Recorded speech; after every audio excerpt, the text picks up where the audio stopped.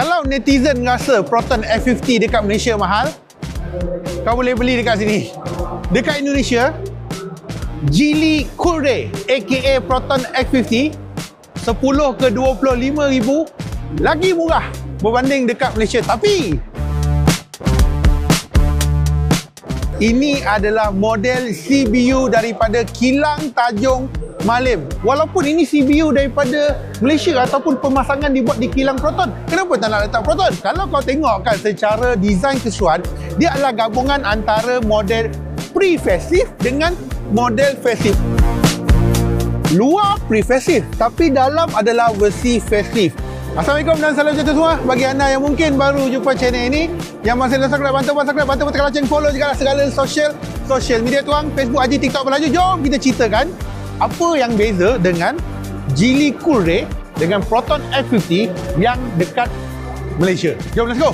Yes, seperti mana yang abang katakan, ini adalah Geely Coolray aka Proton X50 dekat Malaysia. Dan dekat sebelah abang ini adalah model CBU daripada Kilang Tanjung Malim, Perak, Malaysia. Sebenarnya agak rare jugalah. Kebiasaannya, kereta-kereta China yang masuk ke pasaran Indonesia ni biasanya dibawa masuk direct daripada China. Tetapi untuk yang ini unik sedikit. Dia CBU daripada Malaysia. Nanti aku akan tunjuk pada korang dekat tepi tu ada badge Proton dekat bahagian situ. Dan well, ini adalah the first ICE Geely yang dijual dekat Indonesia, yang mana sebelum ni diorang dah ada dah Geely EX2 dan juga Geely EX5 ataupun Proton IMAX 5 dan juga Proton IMAX 7 ada kat Malaysia lah. Tetapi untuk yang ini, walaupun ramai yang kecewa, kenapa dia jual under Geely walaupun ini CBU daripada Malaysia ataupun pemasangan dibuat di kilang Proton, kenapa tak nak letak Proton?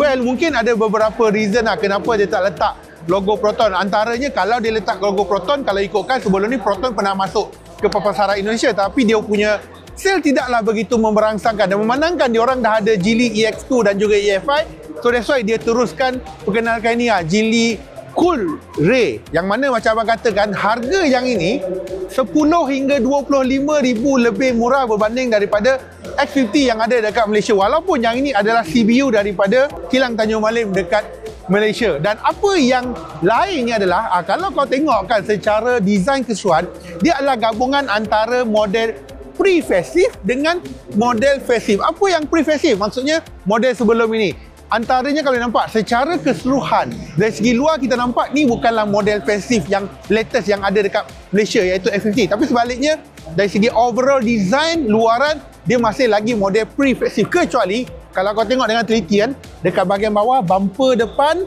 bumper belakang, sebenarnya yang ini adalah daripada model Geely Binyue facelift yang pernah diperkenalkan dekat China sebelum ini. So yang ini digabungkan beberapa benda, digabungkan antara pre-facelift, digabungkan antara facelift dan digabungkan antara ada yang pernah datang dekat model Binyue sebelum ini. So basically kalau kau nak cakap luaran ni, exterior dia lebih kepada model pre-facelift, jawapan ni kurang tepat sedikit lah. Termasuklah dari segi rim, rim memang model daripada model facelift lah. Yang ini adalah daripada all black 18 inci dan juga dia gunakan tayar jenis GT. Other than that, semua masih lagi kekal sama seperti model pre-facelift X50 yang ada dekat Malaysia. Sama juga dengan bahagian belakang. Belakang pun adalah daripada model pre-facelift, kecuali dari segi color. Color ini memang color daripada model facelift iaitu teal bio green. So yang ni adalah model facelift. Dan untuk bahagian bumper bawah, kalau kau perasan, kalau Proton kan dia ada dual tube exhaust kan, tapi untuk yang ni kalau kau nampak kan dia tutup.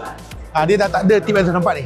Kiri dan juga kanan dah tak ada tutup. Sebaliknya exhaust berada dekat bahagian bawah yang ni . So basically dari segi luaran dia gabungan antara model pre-facelift dan juga model facelift yang ada dekat Geely Binyue sebelum ini, iaitu front bumper dan juga back bumper lah. Other than that, masih lagi kekal sama seperti mana yang ada dekat model pre-facelift. Next kita tengok dalam pula.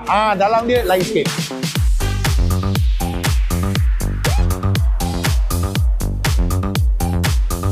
Untuk bahagian dalam pula, ini lain dia.